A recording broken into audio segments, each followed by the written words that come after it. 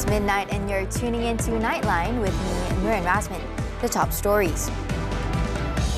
ASEAN shapes bold path to 2045 with Kuala Lumpur declaration at the 46th ASEAN Summit.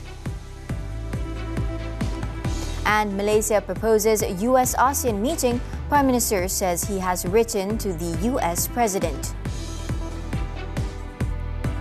And government to continue with rationalization of RON 95 fuel subsidies in second half of 2025.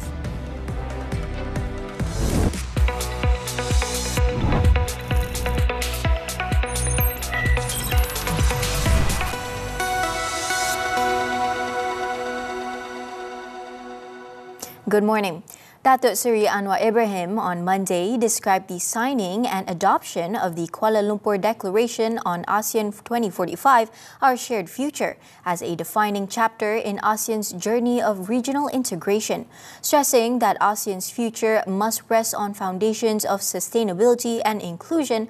The Prime Minister said regional integration must be genuinely people-centered.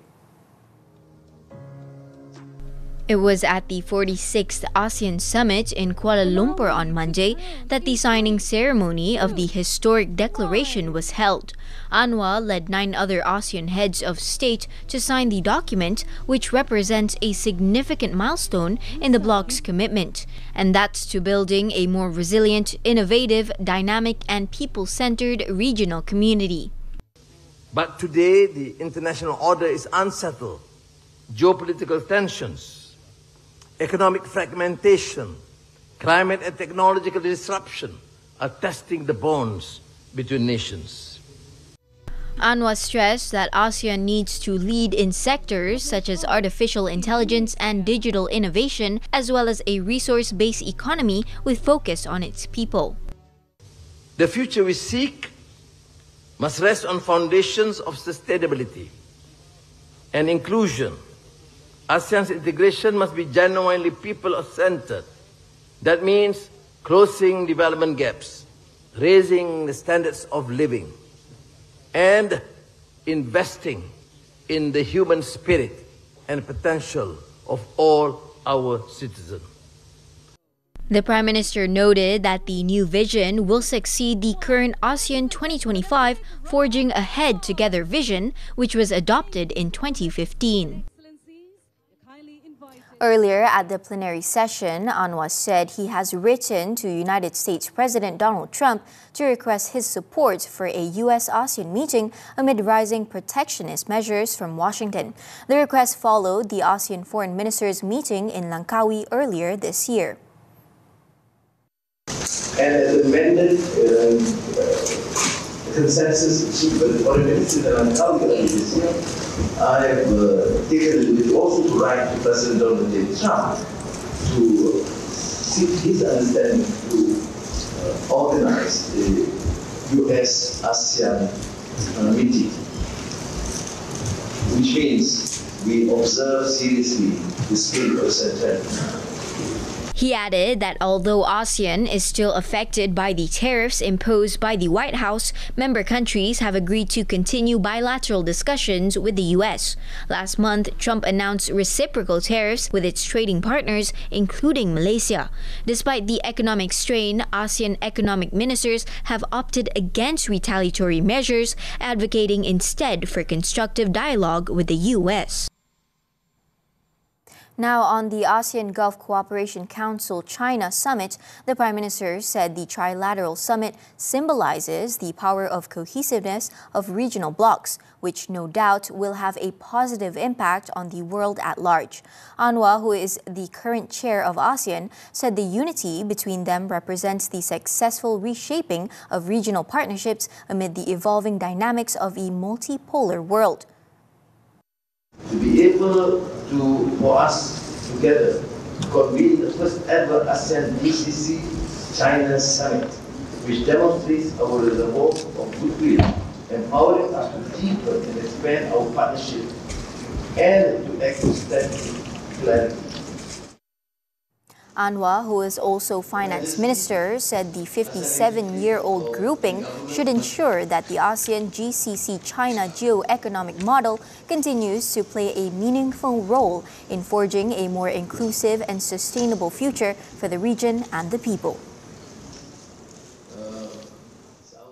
On ASEAN's evolving role in navigating complex regional issues, Anwar stressed that quiet engagement has played an effective role in addressing the ongoing crisis in Myanmar. Anwar said ASEAN has been able to take positive steps with the formation of the Informal Advisory Group for Malaysia as the ASEAN chair for 2025. Headed by Thailand's former Prime Minister Thaksin Shinawatra, Anwar said the group also met in Brunei Darussalam, graced by the presence of the Sultan of Brunei, Sultan Hassan Al Bolkiah. Quiet engagement matters, and it is small and the bridge may be fragile, but as they say, matter of peace. Even a fragile bridge is better than a widening gulf. ASEAN is to undertake internal consultations on the proposal to appoint a permanent ASEAN Special Envoy on Myanmar for a 3-year term. The move is aimed at ensuring continuity and sustained engagement in addressing the crisis. And when speaking at the opening of the ASEAN Inter-Parliamentary Assembly, or IPA, the Prime Minister stressed that the voice of the people must be at the core in every decision that shapes the future of ASEAN. On behalf of my colleagues, we, of course, have to express our profound appreciation, thanks to the initiative taken, because that would be of immense help, not only to the House, but more so to the members and their elected representatives. Because every decision made by the Parliament, Congress, or MPR will undoubtedly affect the course of our nation. Anwar's remarks underscore a rising consensus that ASEAN's next chapter must be co-authored not just by technocrats and diplomats, but by elected lawmakers entrusted with the public mandate. The Prime Minister also urged parliaments in the region to continue to be committed to important issues such as food security, climate change, digital transformation, and economic development. Earlier, the Prime Minister witnessed the signing of the Joint Development Agreement exchange ceremony for power export from Vietnam to Malaysia and Singapore. Deputy Prime Minister Datuk Seri Fadillah Yusof, who is also the Energy Transition and Water Transformation Minister, said the ceremony marked the exchange of documents that signified a collaboration between Vietnam, Malaysia and Singapore. Part of the energy supply will pass through an undersea cable which will be underwritten by Petronas and Tenaga Nasional Berhad. Eventually akan menjadi sebahagian daripada ASEAN Power Grid. Jadi ASEAN Power Grid ni ada yang akan berada di atas daratan dan ada juga yang akan melalui di bawah lautan. The signing ceremony was held in conjunction with the 46th ASEAN Summit in the federal capital. Malaysia has urged ASEAN member states to embrace a fundamental shift in financing strategies to achieve the region's ambitious energy transition goals, with cumulative investments estimated at over $3 trillion by 2050. Deputy Prime Minister Datuk Seri Fadillah Yusof said Malaysia alone requires more than $143 billion to meet its renewable energy targets under the National Energy Transition Roadmap. The Deputy Prime Minister said this in his keynote address at the Energy Transition Meeting in ASEAN Fostering Regional Cooperation Conference in Kuala Lumpur on Monday. Fadillah, who is also the Energy Transition and Water Transformation Minister, said the figures underscore a simple but profound truth that public finance alone is insufficient. A well-integrated ASEAN energy market, supported by common investment frameworks, harmonized technical standards and coordinated green finance mechanism will unlock economies of scale, reduce capital costs, and accelerate project implementation across borders. He added that ASEAN must also strengthen its capital markets through the issuance of green bonds, Islamic finance instruments such as sukuk, and sustainability-linked loans to channel capital into clean energy projects. Fadila emphasized that efforts to enable a region-wide energy transition must be matched by regional alignment. Later on Monday night, the Prime Minister hosted a gala dinner for the 6th ASEAN Summit, the 2nd ASEAN Gulf Cooperation Council GCC Summit, and the ASEAN GCC China Summit in Kuala Lumpur. In his welcoming remarks, Anwar described the gathering as a unique and timely platform that brought together some of the world's most dynamic regions, each undergoing rapid transformation. He also highlighted GCC's remarkable transformation, describing it as one of the world's most peaceful and fastest-growing economies, while reaffirming ASEAN's stance that China remains the bloc's valued friend. Anwar expressed his appreciation for the presence of Kuwait's Crown Prince Sheikh Sabah Khalid Al Hamad Al Sabah and Chinese Premier Li Qiang, noting that their participation reflects the deep-rooted friendship and mutual trust shared among the region's partners.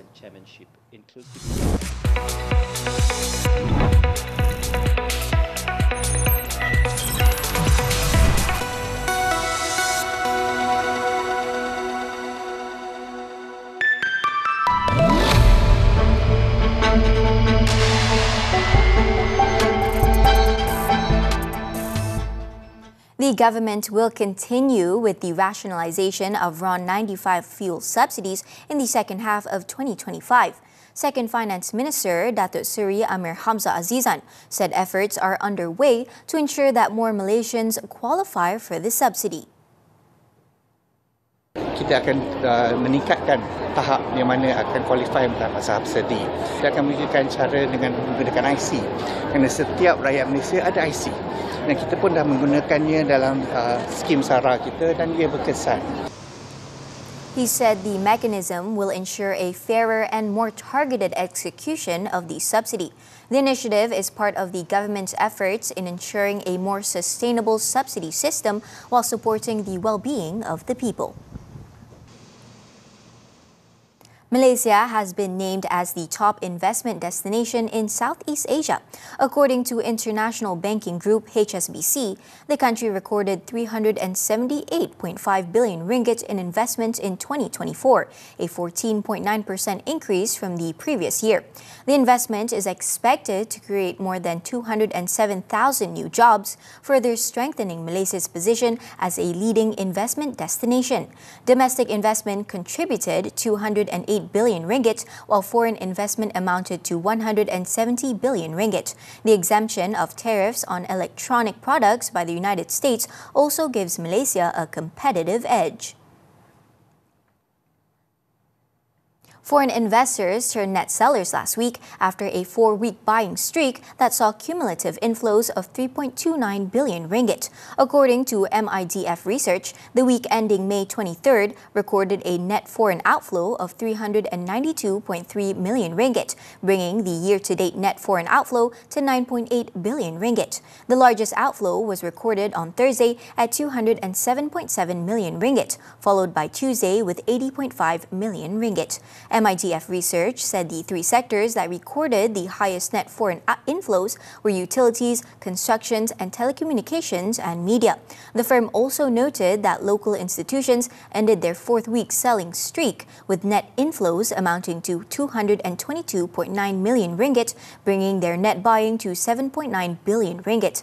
Local retailers also reversed their 5-week outflow trend, recording a net inflow of 169.4 million ringgit.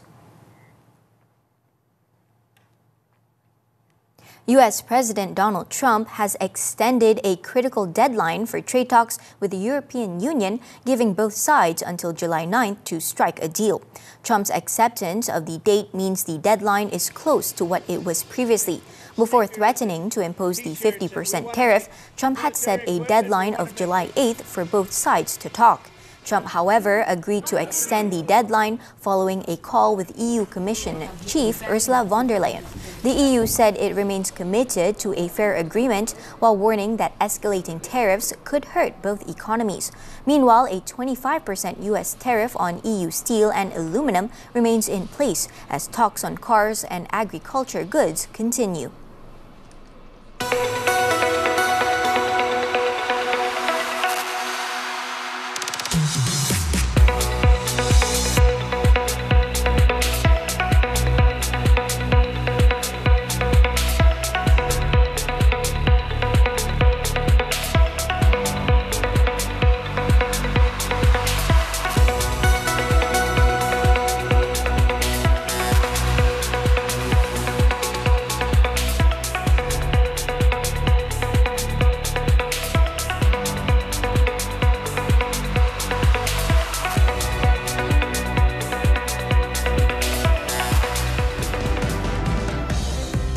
Teachers to be probed over viral video. This and more from the local front after this breather.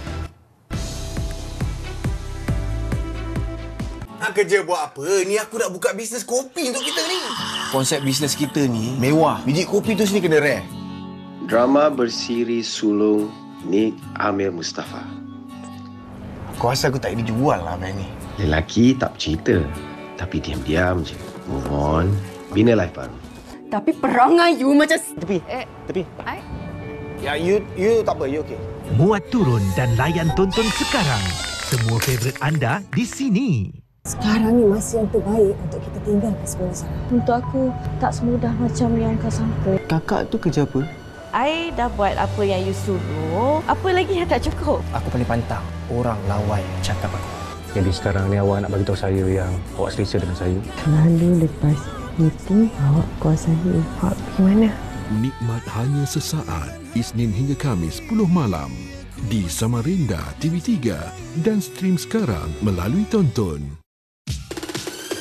Kerja dengan anak muda yang lebih cenderung kepada teknologi terkini kan. Pada awalnya saya nak perlukan orang yang legend yang boleh memberi kata semangatlah kepada anak-anak muda. Kita dah ada department effect, yang mana department effect tu dia boleh generatekan effect tu dalam dunia 3D. Ada interaction yang banyak dengan audience, so audience akan lagi seronok. Jadi peminat-peminat Ejen Ali akan suka sebab lama juga diorang tunggu kan. 9/10. 9.7/10. 9.8 lah. 10/10. 10 out of 10. 10/10. Oh, bagi 10/10. Wow. 10/10. 10/10. 10 out of 10, of course. 10 out of 10. 10/10. 10 out of 10. More than 10 out of 10. Ada 10, saya bagi 10 bintang. 10/10.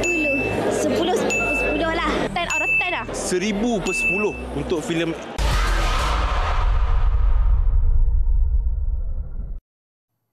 Welcome back. The Education Ministry is investigating an incident where several teachers are alleged to have humiliated a primary school pupil to the point of causing emotional distress. Minister Fadlina Siddiq expressed deep regret over the matter as it involved the ethics and integrity of a teacher. Saya ingin ingatkan bahawa guru terikat dengan integriti dan etika guru, itu yang pertama. Yang kedua, perkara ini dalam siasatan kita dan saya ambil tanggungjawab sepenuhnya untuk memberikan tumpuan kepada isu ini supaya kita dapat ingatkan dari semasa ke semasa integriti guru kita ini dan etika guru. Speaking to the media after an event in Kuala Lumpur on Monday, Fadlina added that she had instructed Education Director General Dato Razmyn to thoroughly investigate the matter. On Sunday, a video went viral showing a primary school pupil being scolded by several teachers in the school canteen, where the child was allegedly forced to admit to something the child did not do. The incident was recorded on video and later shared with the child's mother. Police have not found any political links behind the disappearance of Datin Seri Pamela Ling. Kuala Lumpur Police Chief Datuk Rusti Muhammad Isa said the ongoing investigation has found no evidence to support the assumption. So far tak. Kita tak nampak, tak ada menjurus ke itu dan kita pun tak ada kata keterangan yang menjurus kepada itu. Speaking to the media after a function in Kuala Lumpur on Monday, Rusdi added that there had been no new developments in Pamela's disappearance. Police have so far recorded statements from 47 individuals, including Pamela's family members and their acquaintances. In other news, the Pahang Royal Customs Department has foiled a drug smuggling attempt involving 13 kilograms of cannabis buds worth about 1.4 million ringgit. State Customs Director Muhammad Asri Seman said the drugs were discovered following a series of inspections on May 5th. Muhammad Asri said the drugs were detected after suspicious-looking images emerged when several packages at the Kuala Lumpur International Airport Mail and Courier Centre were being scanned. The parcels were falsely declared as containing T-shirts and pillowcases and were meant for delivery to Europe. The syndicate's modus operandi involved using domestic courier services with 2 parcels from Terengganu and 1 from Selangor. No arrests have been made so far, and authorities are actively working to track down the members of the syndicate involved. The case is being investigated under the Dangerous Drugs Act 1952.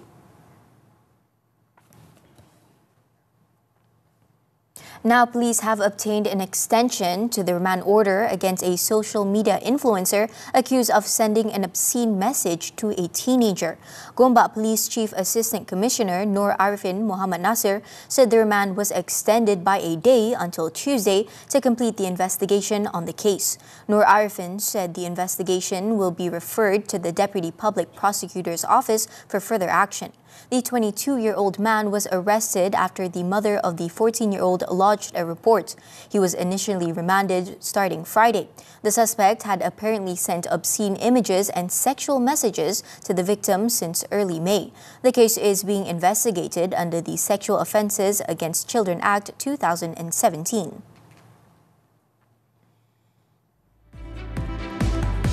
Burnt bodies recovered after Israeli strike on school. The details when Nightline returns. Dah sedia untuk Carnival Jom Heboh Kuala Lumpur? Banyak aktiviti menarik menanti di booth studio tonton drama sangat. Pertandingan cosplay Ejen Ali untuk dewasa dan kanak-kanak. Maskot Ejen Ali dan Ejen Alicia pun ada. Test level berani di Thrill Rumah Hantu. Juga temui barisan pelakon drama sangat, personaliti TV3, TV9 dan tonton. Jumpa di studio tonton drama sangat Carnival Jom Heboh Kuala Lumpur di KL Base 30 Mei hingga 1 Jun ini, okey? Jom!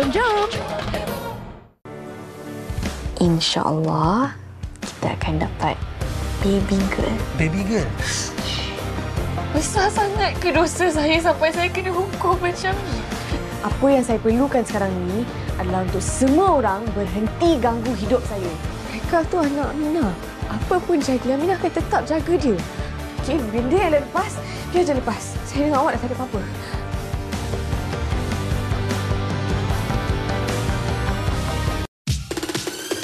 Kerja dengan anak muda yang lebih cenderung kepada teknologi terkini kan. Pada awalnya saya nak perlukan orang yang legend yang boleh memberi kata semangatlah kepada anak-anak muda. Kita dah ada department effect, di mana department effect tu dia boleh generatekan effect tu dalam dunia 3D. Ada interaction yang banyak dengan audience, so audience akan lagi seronok. Actually peminat-peminat Ejen Ali akan suka sebab lama juga dia orang tunggu kan.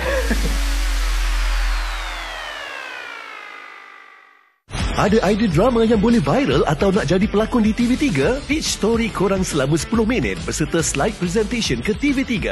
Atau sertai pencarian pelakon drama sangat pada 14 Jun di Universiti Melaya dan Talis University 21 Jun.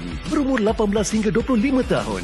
Tak kisah nak genre romantik, komedi, cinta atau isu semasa pun boleh. Menang hadiah terkumpul RM9,000 jika idea korang diterbitkan oleh Media Prima. Atau boleh berlakon sekali dalam karya drama sangat. Onto the foreign front. Hamas has agreed to a proposal by the U.S. Special Envoy for a Gaza ceasefire, paving a way for a possible end to the war. The new proposal, which sees the release of 10 hostages and 70 days of truce, was received by Hamas on Monday through mediators. This follows Israeli airstrikes in northern Gaza that have killed more than 50 people since dawn, including bombings that targeted a school in Gaza City and a residential building in Jabalia. At least 33 people, mostly women and children, were killed after the Fahmi Al-Jarjawi school, which was sheltering displaced families, was hit overnight. Their badly burnt bodies were later recovered. In a separate strike, 19 members of the Abdul Rabo family died when their house was destroyed. The regime claimed it was targeting a Hamas and Islamic Jihad command center and said steps were taken to reduce civilian casualties. However, footage showed fires inside classrooms with survivors, including children, trapped in the blaze. Meanwhile, Spain gathered European and Arab nations in Madrid on Monday to push for a ceasefire in Gaza and sanctions against Israel. The call comes amid escalating pressure on Israel over its military offensive and aid blockade in the Strip, now entering its 19th month. Spanish Foreign Minister Jose Manuel Alvarez said humanitarian aid must enter Gaza without conditions, describing the war as inhumane and senseless. He also called for an EU-wide arms embargo and individual sanctions against those blocking a two-state solution. Representatives from France, Britain, Germany, Italy, and key Arab states took part, including Egypt, Jordan, Saudi Arabia, and the Arab League. In other news, authorities in India's Kerala state issued an environmental alert on Monday after a cargo ship carrying oil and hazardous materials capsized off the coast of the Kochi in the Arabian city. The MSC Elsa 3 began to tilt and sank early Sunday, triggering fears of a potential ecological crisis along the biodiversity-rich coast. All 24 crew members were rescued, but several of the ship's 640 containers, including 13 carrying dangerous goods, are now drifting towards the shore. Authorities have urged residents to stay clear of washed-up debris, while fishermen have been told to avoid the area. The Indian Coast Guard has deployed a pollution control ship and aircraft as emergency crews race to contain the spill.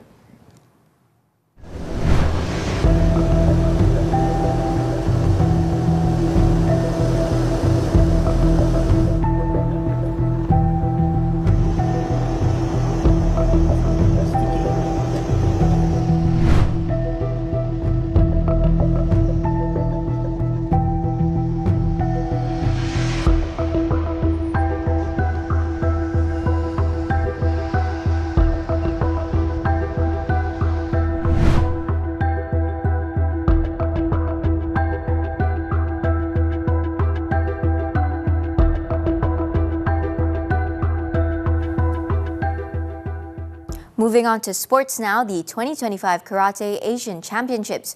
National exponent Sisha Malarani's steely determination and never-say-die attitude were key to her success at the Asian Championships, which concluded in Uzbekistan on Sunday. Her silver medal performance was not only a personal best, but it also ended Malaysia's 13-year wait for a podium finish at the prestigious continental meet. Malarani pulled off a stunning upset by defeating Kazakhstan's world champion Moldir Zangbarbe in the semi-finals before narrowly losing to home favourite Gulshan Alimardanova in the women's Kumit under 50 kg final.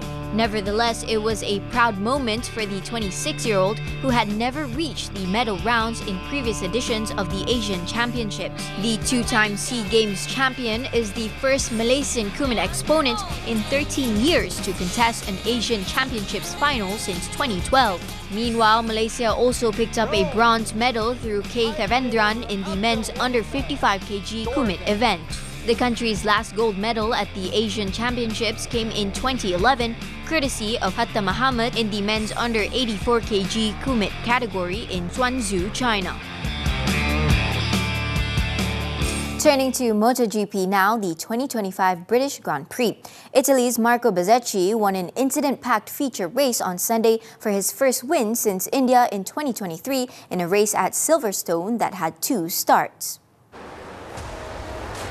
Alex Marquez, who ended brothers Mark's sprint dominance with victory on Saturday, maintained his form at the start of the Grand Prix to launch past pole sitter Fabio Quartararo, but lost control at the first turn. Mark also crashed out while leading just before the red flag was brought out in the final sector due to an oil spill following a collision between Franco Morbidelli and Alex Espargaro. When the race restarted, Quartararo took the lead from Francesco Bagnaia, who also crashed out later on.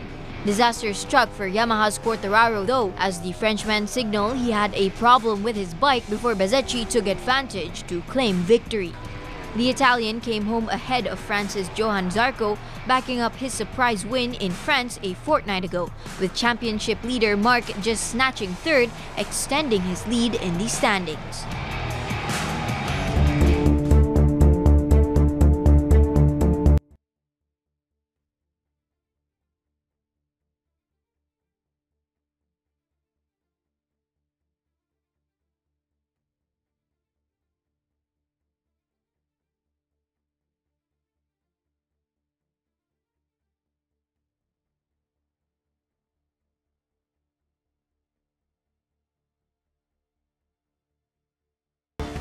And that wraps up this edition of Nightline. Before we go, let's take a look at stunning visuals of a giant salt flower that has formed on a emerald green lake located in northwest China's Qinghai province. With that, I'm Nurin Razmyn. Thank you for watching and have a productive week ahead.